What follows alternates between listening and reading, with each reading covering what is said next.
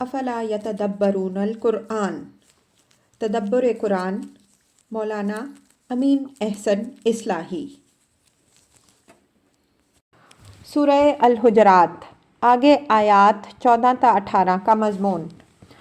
آگے خاتمہ سورہ کی آیات ہیں جن میں ان لوگوں کے باطن سے پردہ اٹھایا ہے جن کے رویے پر ابتدائی 5 آیات میں نکیر فرمائی ہے۔ وہاں ہم اشارہ کر آئے ہیں کہ اطراف مدینہ کے بعض قبائل اسلام کی ابھرتی ہوئی طاقت کو دیکھ کر مسلمانوں میں شامل تو ہو گئے تھے، لیکن مرکز سے دور ہونے کے باعث ان کی تربیت اچھی طرح نہیں ہوئی تھی۔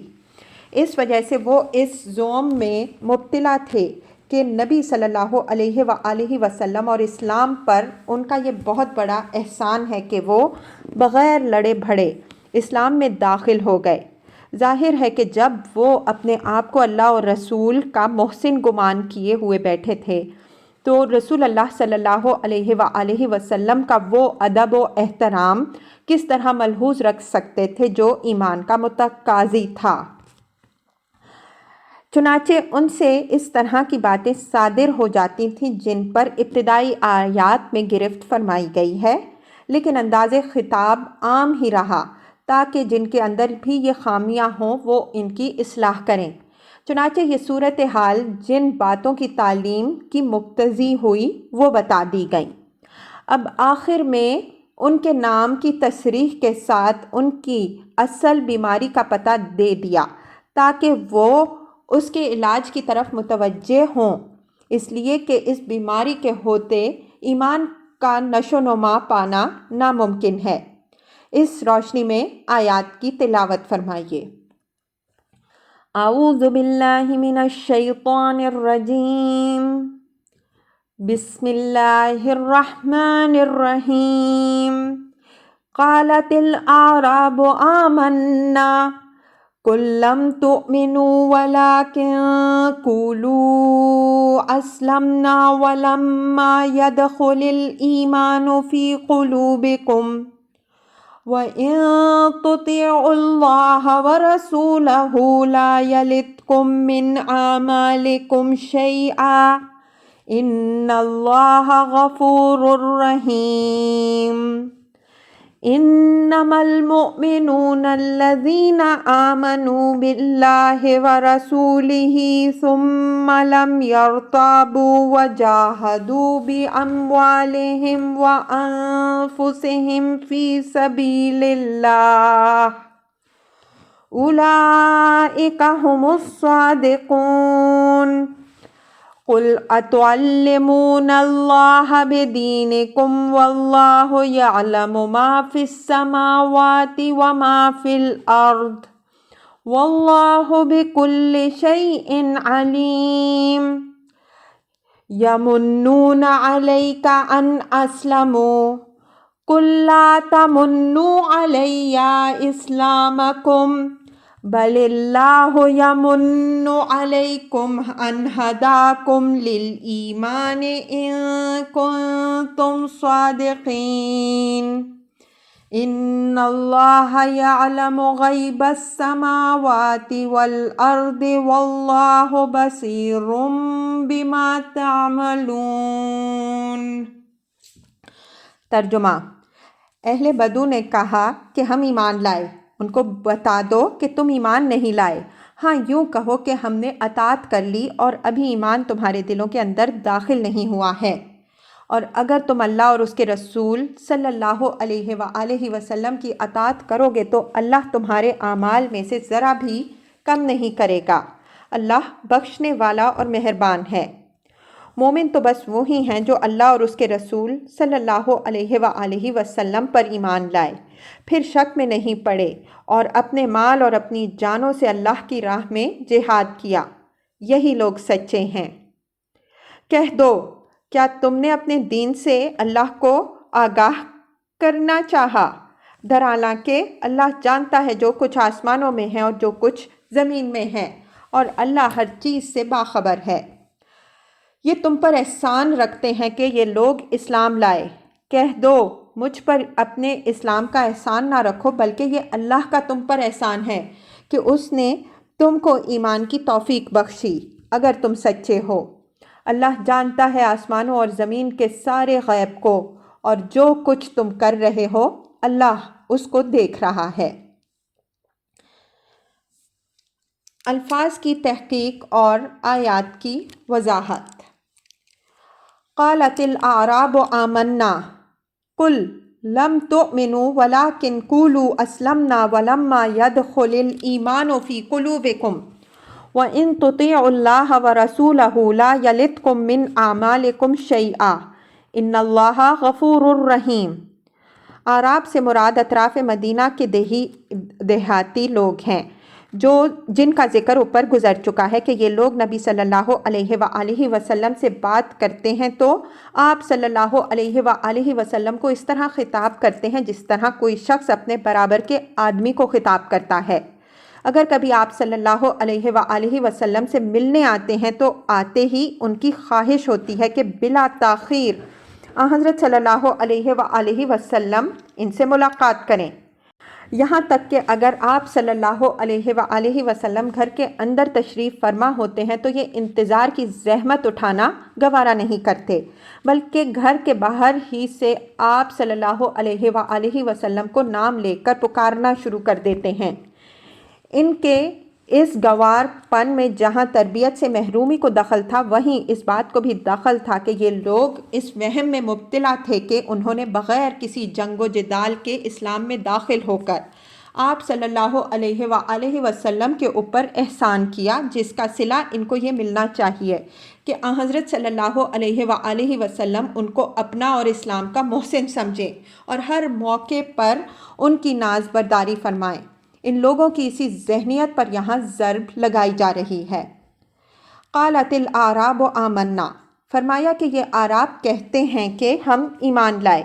ان کے اس قول کا حوالہ یہاں محض ان کے اقرار ایمان کی حیثیت سے نہیں دیا گیا ہے، بلکہ آگے کی آیات سے واضح ہو جائے گا کہ یہ بات وہ بطور اظہار احسان کہتے ہیں، یعنی وہ پیغمبر صلی اللہ علیہ وآلہ وسلم پر بات بات میں یہ احسان جتاتے تھے کہ انہوں نے ایمان قبول کر کے آپ صلی اللہ علیہ وآلہ وسلم کی عزت و شوکت بڑھائی ہے۔ اس وجہ سے وہ حقدار ہیں کہ پیغمبر صلی اللہ علیہ وآلہ وسلم ہر جگہ ان کا لحاظ فرمائیں اور جو مشورے وہ دیں ان کو بصر و چشم قبول کریں۔ قل لم تؤمنوا ولكن قولوا اسلمنا، پیغمبر صلی اللہ علیہ وآلہ وسلم کی زبان مبارک سے ان کو جواب دلوایا گیا ہے کہ ان سے کہو کہ تمہارا یہ دعویٰ درست نہیں ہے کہ تم ایمان لائے ہو، بلکہ یہ دعویٰ تم کر سکتے ہو کہ تم نے اطاعت کر لی ہے۔ لفظ اسلام یہاں اپنے لغوی مفہوم یعنی ظاہری اطاعت کے معنی میں ہے۔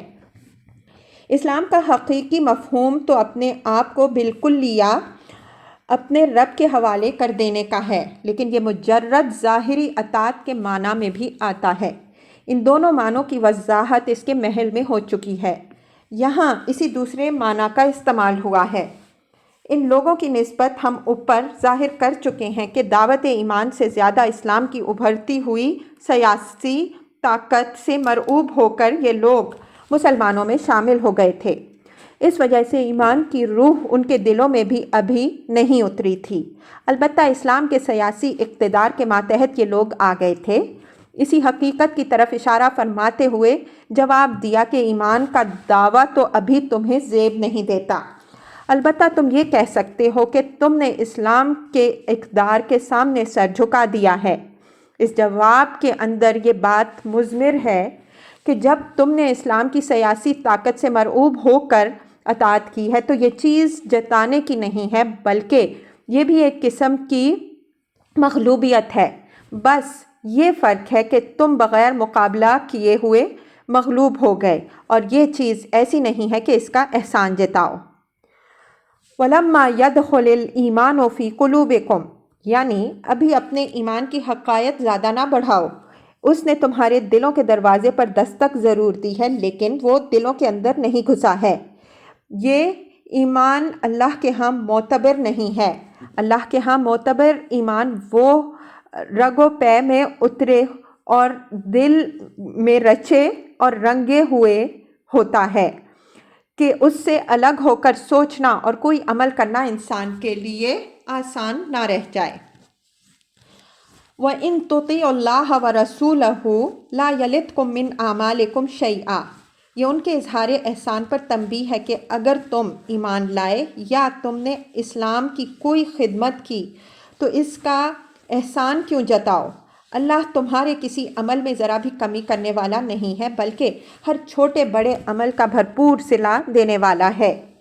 1 کرو گے 70 پاؤ گے، تمہارا ہر عمل تمہارے ہی کام آنے والا ہے، خدا کے کام آنے والا نہیں۔ تو جب تم اپنا ہی کام کر رہے ہو تو اس کا احسان اللہ اور رسول پر کیوں رکھتے ہو؟ ان اللہ غفور الرحیم، اللہ تعالیٰ بڑا ہی غفور الرحیم ہے، وہ تمہاری کوتاہیوں اور خامیوں سے درگزر فرمائے گا، صلہ دینے میں ذرا بھی کمی نہیں کرے گا۔ اس بات کا کوئی اندیشہ نہیں ہے کہ تمہارے اعمال کی قیمت کم کرنے کے لیے تمہارے چھوٹے چھوٹے نقائص کو بہانہ بنائے۔ اس میں یہ اشارہ بھی ہے کہ اگر اب تک تمہارے ذہن میں یہ غلطی سمائی رہی ہے کہ اسلام کے لیے تم نے جو کچھ کیا ہے یہ اللہ اور رسول پر تمہارا احسان ہے، تو اب اس تنبیہ کے بعد تم اس غلطی کی اصلاح کرو اور اللہ سے مغفرت مانگو، وہ تمہاری مغفرت فرمائے گا، وہ بڑا ہی بخشنے والا اور رحم فرمانے والا ہے۔ انما المؤمنون الذین آمنوا باللہ ورسولہ ثم لم یرتابوا وجاہدوا باموالہم وانفسہم فی سبیل اللہ اولئک ھم الصادقون۔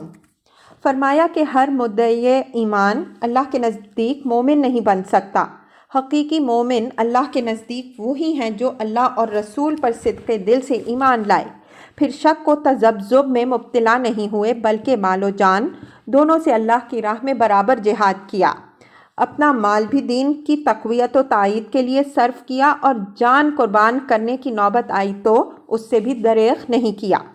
فرمایا کہ یہی لوگ اپنے دعوی ایمان میں سچے ہیں، رہے وہ لوگ جو ایمان کا دعویٰ تو بڑی بلند آہنگی سے کرتے ہیں لیکن اپنے تذبذب کے سبب سے اس راہ میں نہ کوئی چوٹ کھانے کے لیے تیار ہیں اور نہ جان و مال کی قربانی کا کوئی حوصلہ رکھتے ہیں، وہ محض دکھاوے کے جنون میں ہیں، اللہ تعالیٰ کے نزدیک ان کی کوئی قدر و قیمت نہیں ہے۔ یہاں غور کیجئے تو معلوم ہوگا کہ جاہدوا باموالہم وانفسہم کا ذکر ان کے عدم تذبذب کی شہادت کے طور پر ہوا ہے۔ ایک شخص اگر ایک نصب العین کے لیے جان و مال کی قربانی سے دریغ نہیں کرتا تو یہ ایک ناقابل انکار شہادت اس بات کی ہے کہ اس کو اس نصب العین کی صداقت پر پورا یقین ہے، اور اگر وہ اس کی خاطر نہ مال قربان کرنے پر تیار ہے اور نہ اپنی جان کو کسی خطرے میں ڈالنے کا حوصلہ رکھتا ہے، تو اگرچہ وہ اس کے عشق میں کتنی ہی لاف زنی کرے لیکن اس کا عمل گواہ ہے کہ وہ اس کے باب میں ابھی مبتلائے شک ہے۔ قُلْ أَتُعَلِّمُونَ اللَّهَ بِدِينِكُمْ وَاللَّهُ يَعْلَمُ مَا فِي السَّمَاوَاتِ وَمَا فِي الْأَرْضِ وَاللَّهُ بِكُلِّ شَيْءٍ عَلِيمٌ۔ یعنی یہ لوگ بڑے سرپرستانہ انداز میں کہتے ہیں کہ ہم ایمان لائے ہیں، تو ان سے پوچھو کہ کیا تم لوگ اللہ کو اپنے دین سے آگاہ کر رہے ہو؟ اگر یہ لوگ اللہ کو آگاہ کر رہے ہیں تو ان کو بتا دو کہ اللہ آسمانوں اور زمین کی ہر چیز کو جانتا ہے اور اللہ ہر بات سے باخبر ہے، وہ فعلاً بھی ہر چیز کو جانتا ہے اور صفتاً بھی ہر بات سے باخبر ہے، کوئی چیز بھی اس سے ڈھکی چھپی نہیں ہے۔ مطلب یہ ہے کہ اگر ان لوگوں کو اپنے ایمان پر ناز ہے تو اس پر وہ کسی ایسے کے سامنے ناز کریں جو ان کے دین و ایمان سے بے خبر ہو۔ اس کے سامنے ناز کرنے سے کیا فائدہ جو اس کائنات کے ہر سر و علانیہ سے اچھی طرح آگاہ ہے؟ کیا جو ہر چیز سے آگاہ ہے وہ ان کے ایمان کے طول و عرض سے آگاہ نہیں ہوگا؟ یمنون علیک ان اسلموا قل لا تمنوا علی اسلامکم بل اللہ یمن علیکم ان ہداکم للایمان ان کنتم صادقین۔ ان لوگوں کے دعوی ایمان کی قلی کھولنے کے بعد ان کے دعوی اسلام کی حقیقت واضح فرمائی کہ یہ لوگ تمہارے اوپر خطاب नबी सल्लल्लाहु अलैहि वसल्लम से है। एहसान जताते हैं कि वो इस्लाम लाए, यानी इनका ज़ोम ये है कि इस्लाम लाकर उन्होंने पैगंबर सल्लल्लाहु अलैहि वसल्लम की इज़्ज़त बढ़ाई और इस्लाम को क़ुव्वत और शौकत बख्शी। इस वजह से वो पैगंबर सल्लल्लाहु अलैहि वसल्लम और इस्लाम दोनों के मोहसिन हैं और पैगंबर सल्लल्लाहु अलैहि वसल्लम का फ़र्ज़ है कि वो उनके इस एहसान का एहतराम करें। फरमाया कि इन लोगों से कह दो कि तुम लोग मुझ पर अपने इस्लाम का एहसान ना जताओ। अगर तुम फिलवा के अपने दावे में सच्चे हो तो तुम्हारा एहसान मेरे ऊपर नहीं बल्कि अल्लाह ताला का फ़ज़्ल व एहसान तुम्हारे ऊपर है कि उसने तुम्हें ईमान की तौफ़ीक बख्शी। इन कुंतुम स्वादिक़ीन के अल्फाज पर नज़र रहे, यानी अव्वल तो तुम्हारा ईमान और इस्लाम का दावा ही महज लाफ़ज़नी है, और अगर तुम्हारी बात में कुछ सदाकत है तो तुम्हें अल्लाह का शुक्रगुज़ार होना चाहिए कि उसने तुम्हें इसकी तौफ़ीक बख्शी। हिदायत के बाद लाम का सिला दलील है कि ये लफ्ज़ यहाँ तौफ़ीक के मज़मून पर मुतज़म्मिन है। इसकी वजाहत इसके महल में हो चुकी है। इससे ये हकीकत वाज़ेह हुई कि दीन की कोई छोटी या बड़ी खिदमत करके कोई शख्स ना अल्लाह और रसूल सल्लल्लाहु अलैहि वसल्लम पर कोई एहसान करता है ना दीन पर, बल्कि वो ख़ुद अपने ऊपर एहसान करता है कि अपनी आक़िबत संवारता है। एहसान दर हकीकत उसके ऊपर अल्लाह ताला का होता है कि वो उसको अपने दीन की खिदमत की तौफ़ीक देकर उसके लिए अब्दी फ़िरोज़मंदी की राह खोलता है।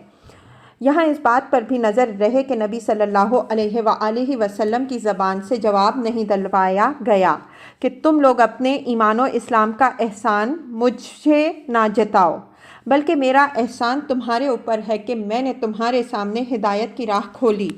अगर ये जवाब दिलवाया जाता तो इसका एक महल था, लेकिन नबी सल्लल्लाहु अलैहि वसल्लम जो कुछ कर सकते थे वो सिर्फ़ इतना ही है कि वो लोगों को हिदायत की राह पर लाने के लिए अपनी सारी ताकत सर्फ कर देते, लेकिन लोगों को हिदायत की तौफ़ीक देना रसूल के इख्तियार में नहीं है।